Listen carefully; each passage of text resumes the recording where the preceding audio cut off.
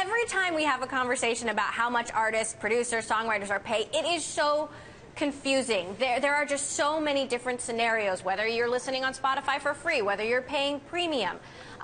Just how exactly should we think about how artists, producers and songwriters are paid by these streaming services? Well, the interesting thing is what we have now are technology companies using music to generate revenue through IPOs, through selling hardware, software, or getting market share. For example, Spotify is worth over $8 billion but loses money on music every single day.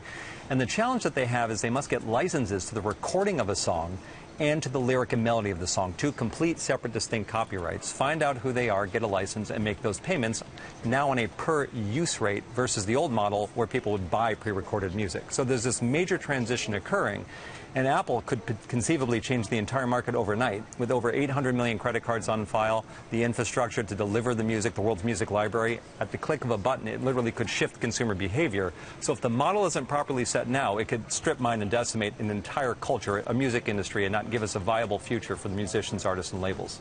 There seems to be something fundamentally wrong, though, with the culture. If Apple thought to begin with that it wouldn't have to pay anything to artists and producers and songwriters for 3 full months. I mean, Jeff, I don't get this. Well, it unfortunately is a precedent that's been set by the major record labels and dates back over 10 years. What we had was an inside baseball terminology, free trial subscriptions. And what was wonderful about Taylor Swift is she brought this behind-the-scenes thing out into the foray, into the public, so we're now actually talking about it. And you're absolutely right. What was being asked is for artists, labels, songwriters, music publishers to absorb the cost of customer acquisition on behalf of a technology company, because that's the way it's always been. And Taylor Swift, this isn't about Taylor Swift versus Apple. This is about the entire music industry fighting to be monetized. Okay, but why are we only hearing from Taylor Swift, Keith? Why aren't we hearing from other artists? Why isn't everybody complaining? Well, first of all, that's who pays you, so you want to be careful about who you complain about. I think Taylor Swift is in a position, and she's powerful enough to make a great statement here. But the point that Jeff made is a really good one. This was set not just 10 years ago. This was set many years ago, before the internet, before Napster, before all these things came along. The music industry as we know it is based on 2 revenue streams. It's based on physical goods selling, and now it added the digital streams. Now the physical goods are really going away. It is the digital music business that is the business. So it is important to keep in mind that they are running on roads that are really not made for the new technologies. I think what Apple has done, especially what Eddie Q has done in responding to Taylor expressed that Apple's a partner. And now that is an opportunity for them to build a bridge and work not just with Apple, but with Spotify and with all the other streaming services as well.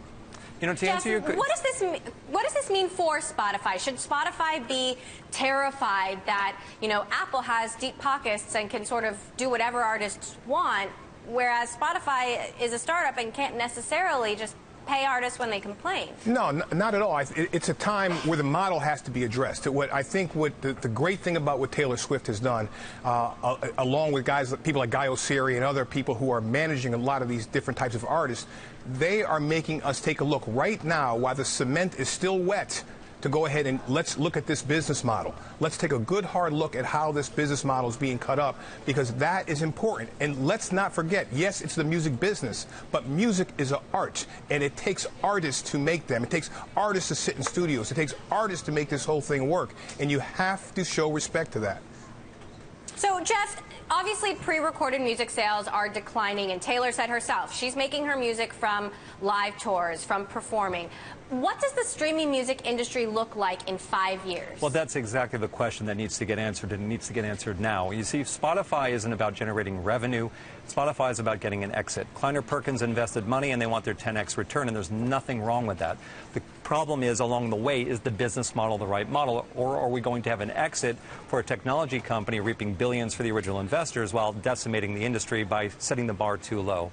And what's wonderful, what Apple just did today is it raised the bar. What it did inadvertently was create a way to get a second wave of publicity, right, by saying we're going to pay for these free trial subscriptions while looking like a company with a soul and a good guy.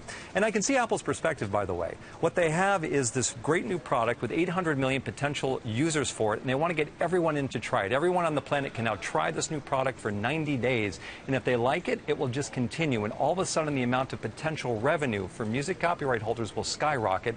And if the the model works correctly, there will be more money now through recorded and streamed music than ever before. So you asked the right question. What will it look like in 3 years? Because right now, as the top-line revenue is going up for entities like Spotify, the amount of money that we're making at the per-stream rate is going down. People are making less money as Spotify grows its top-line revenue, and that scares me a lot.